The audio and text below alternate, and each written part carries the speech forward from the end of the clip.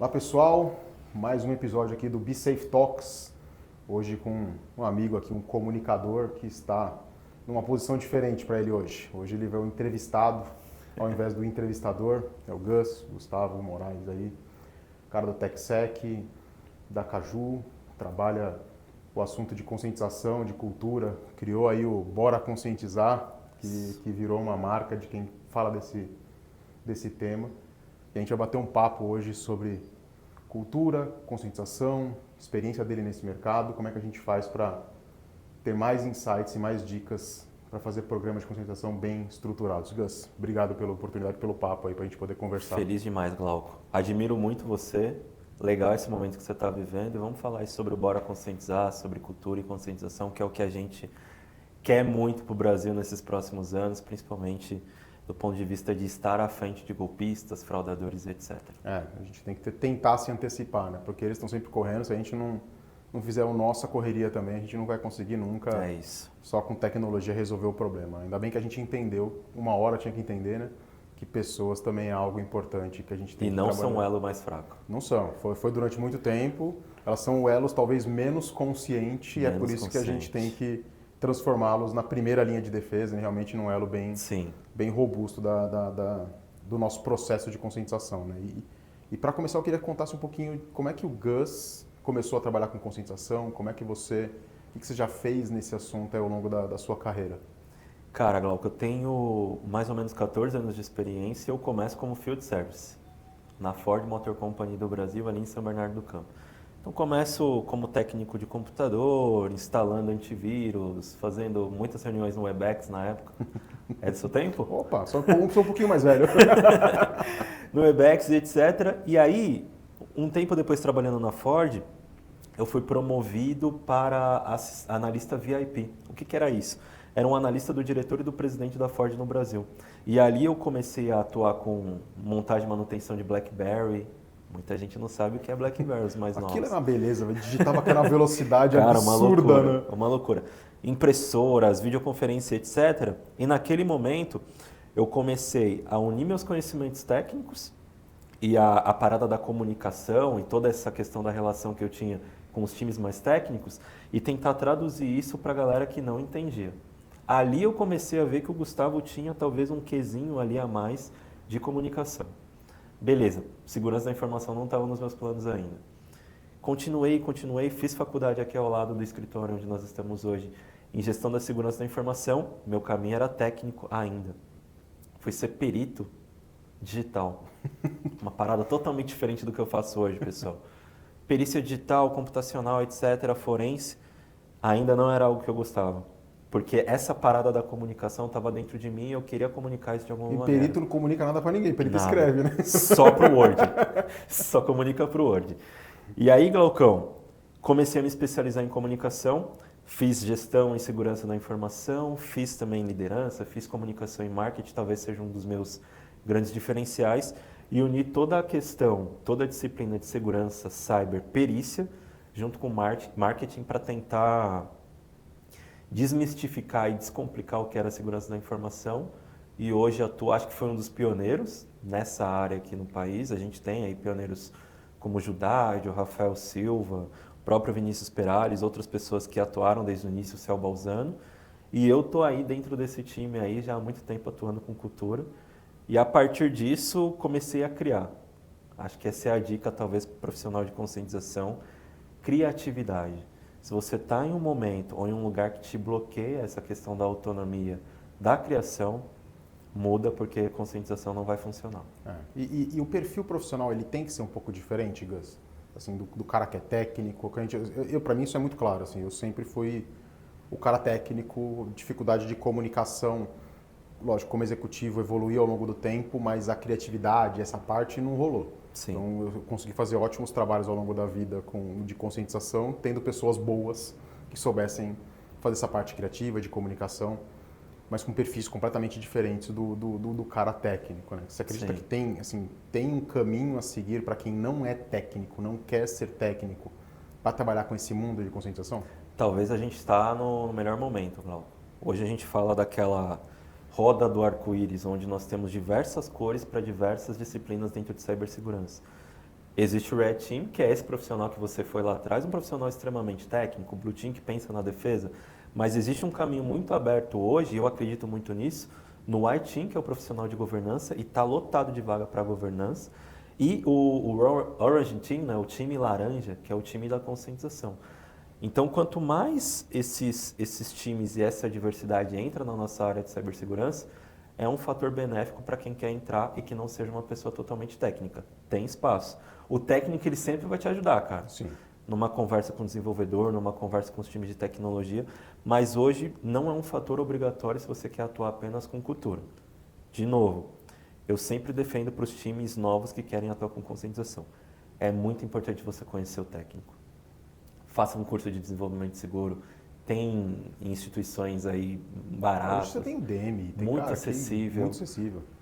YouTube, sabe? Hotmart, tem muita coisa. Faça um cursinho de rede para que seja mais fácil a sua conquista. Se você fala a língua do teu público-alvo, vai ser mais fácil e mais perceptível eles entenderem. E tem uma coisa que a gente fala muito sobre conscientização, né? E a gente acha que é só falar de política de senha, Não. de rede Wi-Fi, de você ter um comportamento seguro, mas faz parte do processo de criação, e eu acredito muito nisso, eu pratiquei, eu vi dar resultado, de criação de cultura de segurança, de inserção da cultura de segurança dentro da cultura corporativa, você falar do que você está fazendo de segurança da empresa para os funcionários.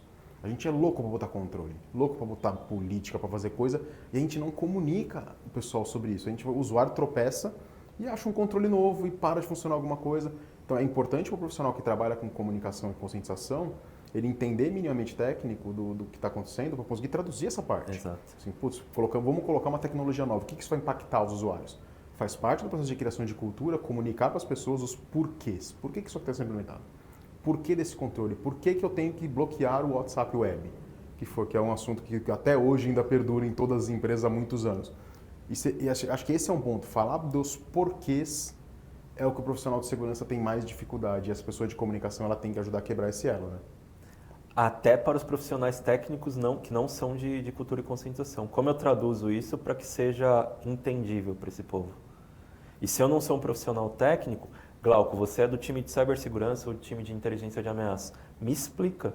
Então é papel desse profissional de cultura ser um elo entre os times técnicos, entre o time de estratégico de gestão, entre o time de negócio, entre o time de CS, entre o time de comunicação interna, a gente estava falando aqui nos bastidores, justamente para como eu sou o elo e tento melhorar a relação entre cada um desses times. É esse papel. Assim como o Gustavo hoje é um profissional de governança atuando também com cultura. Governança sem comunicação não existe. Como eu vou lidar com conflitos? Eu preciso falar com o meu time de cyber para que esse time implemente algum controle específico ou um plano de ação para que eu converse com o meu time de auditoria externa, com o meu time de auditoria interna e que eu compile isso de alguma maneira e responda para um auditor. E se deixar o técnico responder pura e simplesmente, a gente sabe que o resultado não é muito bacana. Não vai ser muito bacana. Não é Tanto muito que vão ser bem diretos. Exato. E às vezes não é, a comunicação é tudo. E não é que a gente está querendo dar uma enrolada, não é. É que a forma de comunicar é extremamente importante, né? E aí eu falei sobre a questão de cultura de segurança e inserir a cultura na cultura organizacional. Assim. Sim. Você acha que é um caminho? Porque assim, eu acho que criar uma cultura de segurança personalizada, pura e separada das demais pode ser um erro? É um erro. Existe uma frase, eu não sei se é do Peter Drucker, grande gestor de mudanças, ele fala que eu não sei se é do Peter Drucker, gente, mas ele fala que a cultura a estratégia no café da manhã. A estratégia no café da manhã. Então é exatamente isso, cara. Se a gente se separa, ou se você tem um grande comunicador de segurança e um comunicador mais ou menos em comunicação interna, e vocês se separam, o pequeno comunicador de comunicação interna vai vencer. Justamente porque ele está mais ao lado do negócio do que o comunicador de segurança da informação. É importante nós unirmos essas estratégias. Então, se por algum momento eu chego na empresa hoje, chego na Caju hoje, vamos citar aqui o case da Caju, e eu não faça um mapeamento dos meus parceiros em relação à comunicação, quem comunica nessa empresa?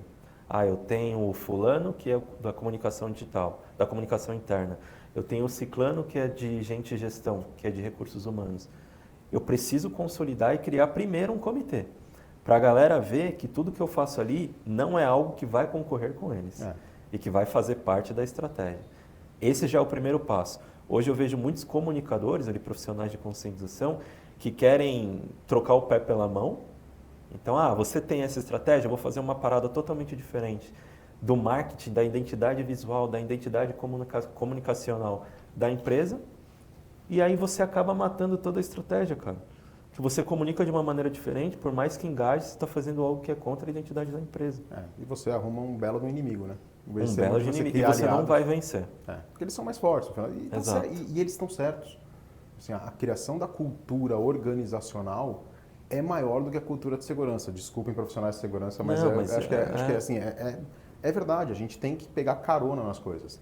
E às vezes usar os privilégios que nós temos como profissionais de segurança para ajudar esses caras e não para atrapalhar, não para fazer um negócio específico para nós. Às vezes eles têm uma dificuldade muito grande em criar um newsletter, conseguir se comunicar com a empresa inteira, mandar um e-mail para todo mundo, e a gente pode. Por que a gente não pode ajudar esses caras, ajudar essas outras equipes a fazer uso desse negócio que a gente tem, esse privilégio que a gente tem, e se embarcar e se inserir dentro de uma cultura organizacional? A gente perde, talvez, quantidade de vezes que a gente fala do assunto, vai perder, faz parte. Só que você ganha os aliados e você consegue levar o negócio para dentro, que é o que a gente quer. Sim. Assim, cultura tem que ser algo parte do DNA da empresa e não vai ter uma cultura de segurança. Nem empresa de segurança tem uma cultura de segurança, existe uma cultura organizacional. E eles só querem fazer parte, Glauco. Isso, eu tenho mais de 8 anos de experiência nisso, cara. Eles não querem muitas vezes manipular ou adaptar o que você está fazendo. Não. Eles só querem saber em primeira mão. É isso. Porque você evita ruído, você evita conflito. Cara, assim, outro dia eu estava falando com um cliente lá, o cara fez uma campanha de phishing usando um tema real, na semana que os caras iam tratar do tema real. Então. Cara, assim, é legal, mas não se faz isso sem alinhamento. O RH ficou louco, assim, não pode, e eles estão certos. Então, acho que o alinhamento é extremamente importante, né, para isso. E ouvir das pessoas. Às vezes você está indo numa linha muito intensiva e está cansando as pessoas. Tem uma possibilidade de cansar o modelo corporativo de comunicação. Daqui a pouco ninguém mais lê e-mail, ninguém mais presta atenção em nada, porque você bombardeou tanto, né, e foge do que a gente quer, que é ter uma comunicação e uma cultura, né? Exatamente. E quando você fala sobre essa questão do profissional de segurança dar voz para os outros também, né? Eu acho que é importante, né? Quer dizer, cultura, uma coisa que eu tenho falado bastante, de que o profissional, o CISO, né? O profissional de segurança, ele tem que ser um facilitador. E é melhor se você tiver mais interlocutores falando do assunto, né? Então, pensar numa forma de deixar esses times de comunicação falarem sem a segurança aparecer, é o que talvez mostre que virou cultura, né? E não é uma ação pontual, uma ação sendo feita pelo time de segurança, né? Primeiro eu vejo, e talvez seja polêmico isso, mas nós estamos vivendo numa bolha. O que eu quero dizer? Hoje o setor financeiro, o setor de saúde, quando a gente fala em segurança, são setores que estão cada vez mais avançados em relação a isso, por conta de fatores regulatórios. Legal. Estamos numa bolha porque essa galera, quando vai para casa, o pai sofre golpe, os tios sofrem golpes. A gente não consegue educar segurança da informação para pessoas que estão fora dessa bolha. Então, naturalmente, cara, eu estou conscientizado. Mas será que meu primo, que atua com montagem e manutenção de, sei lá, impressoras de itens fabrios, ele está de alguma maneira conscientizado? Não. Então, existe uma bolha que está totalmente conscientizada e uma bolha que está totalmente com vontade de cair em fraude. Justamente pela questão do estímulo. Então, quanto mais os profissionais de segurança, que eu não estou falando só de conscientização, mas quanto mais profissionais de segurança eles só estão preocupados em relação a compliance, regulação, certificação, auditoria, menos a gente vai conseguir comunicar com as outras áreas e principalmente com outra parte da população. O que eu quero dizer com isso? Formatos de comunicação. Se eu só crio uma política gigante com 8 páginas, com texto totalmente difícil, as pessoas só vão assinar justamente porque é um termo de aceite obrigatório pela ISO. Tem que dar o check, eles não vão nem ler. Exato. Se eu faço um vídeo legal, assim como tem vários vídeos surgindo no mercado em relação à segurança da informação, proteção digital, as pessoas já começam a falar isso no café da manhã. Então são campanhas de grandes bancos que aconteceram de caramba, olha, se o motoboy for na minha casa ali com um cartão, pedir para assinar alguma coisa, pedir para eu tirar alguma foto, eu preciso pensar diferente. justamente por um formato de comunicação diferente que eu tive acesso. Agora, se eu chegar em alguém e falar, você tem um DLP instalado na tua máquina? Sabe? Ninguém sabe nem o que é isso, Exato. né? Se você atualizou o teu antivírus, as pessoas vão falar, opa, existe boa parte, talvez a maioria, eu não tenho um dado aqui para trazer, mas a maioria da população ainda acredita que na Black Friday, a gente já está chegando ou vai passar, existe a promoção de um PlayStation 5 a R$1.000. E se você comprar, você vai ganhar um tijolo. E você vai ganhar um tijolo e vários jogos juntos Exatamente, ainda, né? cara. E é isso, cara. Se a gente não formatar esses tipos de comunicação em outros esquemas, é vídeo, é anime, é ilustração, a gente não consegue alcançar. E trazer para a linguagem que seja entendível pelas pessoas, né? Alinhadas com o momento, alinhadas com aquela oportunidade, que a gente acaba tendo que transformar, por falta de talvez de uma política governamental de educação digital, as empresas estão tendo que assumir esse papel. Sim. E conectar com a vida das pessoas, transformar elas em agentes de segurança que falem com os familiares, é uma forma de você realmente virar cultura, né? Os assuntos de segurança precisam estar no DNA de todo mundo. E como é que a gente faz isso? Se a gente não falar direito com as pessoas, se a gente não tem como. Não funciona, né? E as ações variadas. A gente estava discutindo antes, assim, em empresas muito grandes, você tem várias personas dentro da própria empresa. Alguns se encantam com vídeos, outros se encantam com jogos, outros se encantam com comunicações mais diretas. E como é que você consegue ter a sensibilidade de saber como eu falo com quem aqui dentro, né? Acho que é uma das outras dificuldades que a gente tem em se comunicar, né? Não é mandar o e-mail com todo mundo achando que as pessoas vão se interessar por aquilo porque eu achei legal, porque você achou bacana aquele formato, né? Por isso que talvez o modelo de ter apenas uma iniciativa ao ano de Semana da Segurança, de cultura e conscientização, já é um modelo meio escasso, porque se a gente não pensa isso anual, como que você vai estudar a persona? Você tem uma semana para dar um tiro super curto e tentar absorver a maior parte de públicos daquela empresa. Na largada já perdeu uns 10% de gente. Com certeza. Está de férias e não está naquela semana. E faça esse exercício. E para você que é da área de cultura e conscientização ou está inserido dentro desse contexto, faça esse exercício, sabe? Cria um desenho assim, como o meu público pensa, qual que é a idade do meu público, como ele fala. Com isso você já consegue entender qual é o tom da tua comunicação e das próximas comunicações. Eu vou falar com um time de desenvolvedores, é totalmente diferente de um time de líderes da empresa. Pô. Você foi CISO. Se eu comunicar com um desenvolvedor talvez muito técnico, e você está hoje numa cadeira de C-Level na época, a galera não vai entender. Seu CMO, seu CTO, não vão entender. A conversa é muito diferente, o nível de especialização, a formação das pessoas. Exato. E eu também, essa questão da semana de segurança, do mês de segurança, você deixa um gap ali de 11 meses, cara. O que você faz nesses outros 11 meses?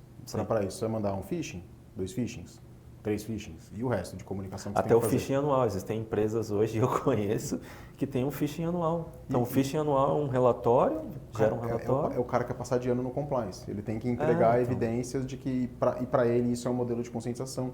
E não é conscientização, comunicação, é constância. Assim, sem constância, você não... cara, nada contra o cara que só tem condições hoje, a empresa, de fazer uma campanha de phishing e ter um treinamento anual. Sim. Tudo bem, assim, o cara tem que passar é o compliance, a pessoa tem que passar de ano, perfeito, é o começo. Mas o profissional de segurança ali, ele tem que trabalhar para transformar isso em ações mais recorrentes, né? Mais contínuas, para que aí sim você comece a transformar a cultura da empresa para que a segurança faça parte dela. Não é o holofote naquele momento ali, que é super legal, pô, bacana pra caramba, você faz uma semanona, um monte de evento, traz gente de fora, brinde, jogos, fogos, beleza. Mas a minha preocupação grande é os outros meses, semanas do ano, o que você é capaz de fazer, o que você consegue fazer para garantir a cultura de segurança nesses outros períodos. Né? Faz pelo show, muita gente faz pelo show. O que falta pra gente, na minha humilde opinião, é estímulo. Então, por isso que a gente está atrás do fraudador e do golpista, porque a todo tempo a gente está sendo estimulado, cara. Você abre o celular, você entra na rede social, você tem ali diversas possibilidades de cair em um determinado tipo de golpe. Mas o quanto nós, profissionais de segurança, estamos estimulando do ponto de vista educacional. Criando essas ações, assim como eles estão criando ações, muito estímulo visual, muito estímulo de cor, de som e etc., como a gente pode fazer isso para a educação e proteção digital? Falta isso. Se a gente não tem um time, e é muito complicado isso, eu já fui esse profissional de estar fazendo auditoria, tenho 8 atribuições, a última lá é cultura e conscientização. Comunicar, criar alguma pílula de comunicação. É muito difícil, mas em paralelo a isso, a gente tem a inteligência artificial que pode ajudar a gente Pode ajudar bastante, a né? produzir conteúdos. E os canais, né? Assim, você tem diversos canais dentro da empresa. Às vezes fazer uma comunicação por um canal que é mais assertivo, um Teams, um Slack, um Google Chat, Sim. uma comunicação por um canal diferenciado, você consegue, de novo, distribuir ações, distribuir o seu público-alvo e começar a medir as personas, que eu acho que é o estado da arte, né? Você conseguir ter a visão de o risco humano das pessoas, né? Que eu acho que é o goal de todo profissional, deixar de olhar os caras e tirar o nosso achismo de que hoje eu acho que as pessoas precisam fazer treinamento de senha. Aí eu mando todo mundo fazer treinamento de senha e ninguém precisa, mas eu acho que precisa.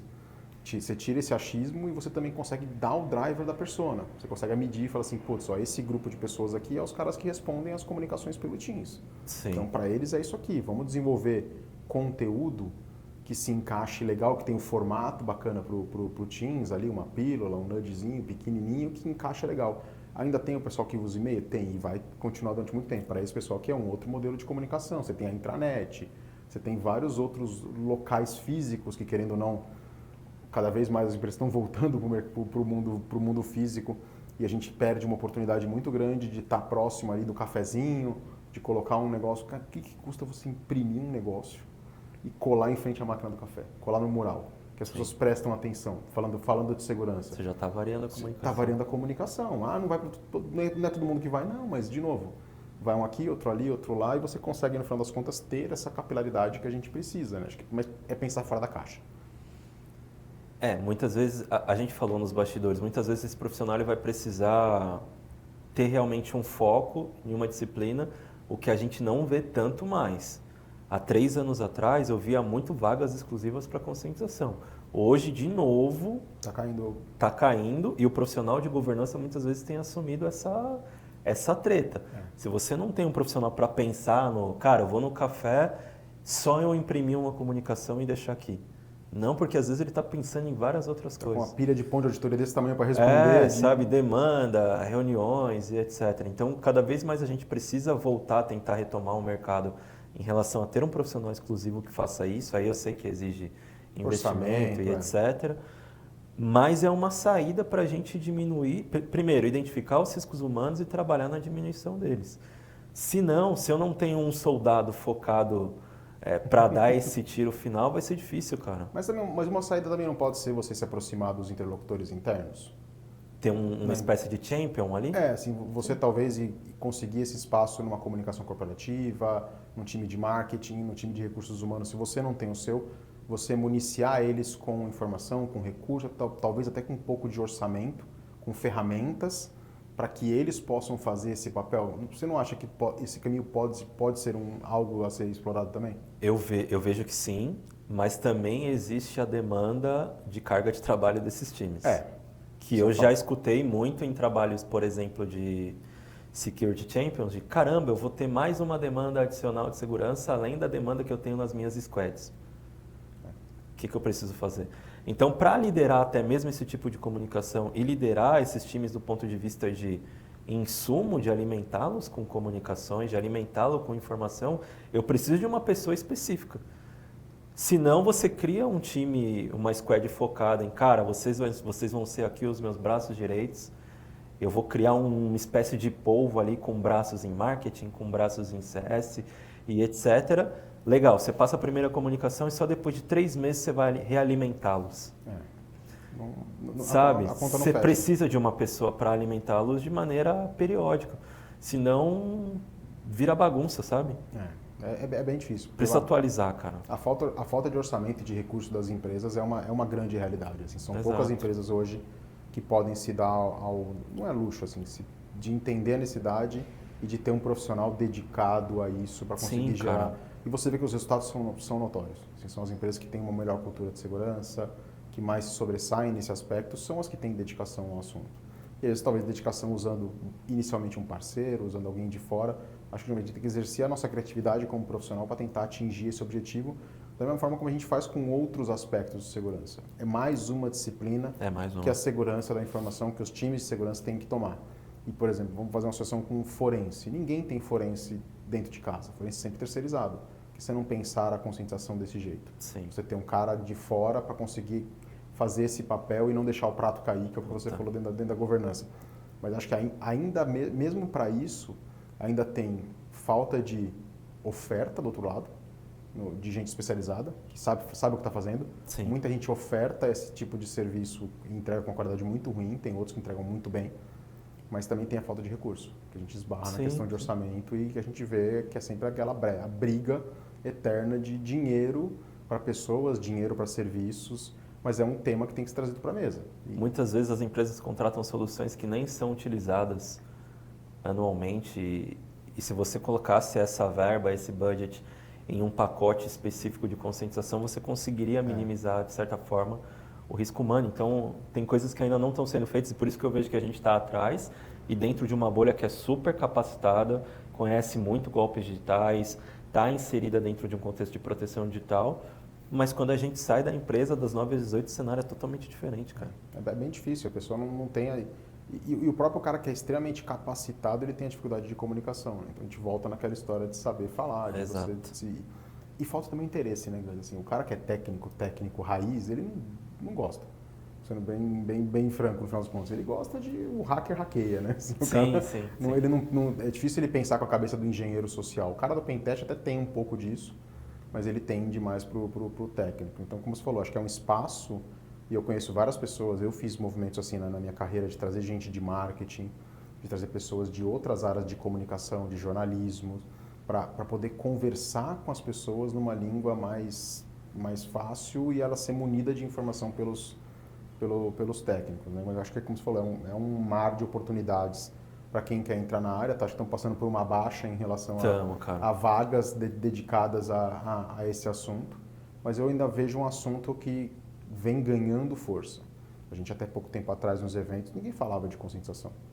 Agora, quase todos os eventos de segurança, o tema gestão de pessoas, o tema conscientização está ali presente de forma contínua, de forma constante. O CISO está convencido disso, que é um cara que já vai conseguir, se ele não tiver convencido, ferrou. Ele estando convencido, já vai facilitar uma questão de orçamento, uma questão de ter essa necessidade. Eu vi muito movimento de CIO preocupado com esse assunto, principalmente por conta desses casos de aliciamento que a gente tem visto agora mais recente no mercado, que é um outro sponsor extremamente importante, pensando em, putz, o que eu posso fazer para o meu time para falar desse tipo de assunto? E aí, se você conversa com esse cara, fala assim, mas não é só esse, ó. Tem esse outro, tem esse outro, tem esse overpolice. É um composite de coisas que fazem com que ele vire um alvo para aliciamento. Putz, legal. Talvez foi uma coisa que a gente nunca conseguiu fazer tão bem. Os fraudadores fizeram ou jogaram um holofote e está trazendo esse outro público também para uma conversa. E ganha força. Vai ganhar força no sentido de ter gente, de ter recursos, de ter dinheiro para poder fazer o trabalho e sair do compliance. Acho que é um processo evolutivo, né? Sair do compliance para passar para fazer um processo de conscientização até buscar a gestão do risco humano, que é o estado da arte no que a gente tem hoje, né? O ponto mais legal que eu vejo de você estar inserido nisso hoje como empresário, Glauco, se for comparar antes, hoje nós temos muitas consultorias novas nascendo em relação à segurança e ainda mais em conscientização. Você faz parte desse mercado, então existe demanda. Existe, é uma demanda que está relativamente reprimida e como eu estava comentando antes, diversos dos nossos clientes são empresas que nunca tiveram acesso, nunca tiveram maneira de primeira viagem em termos de conscientização.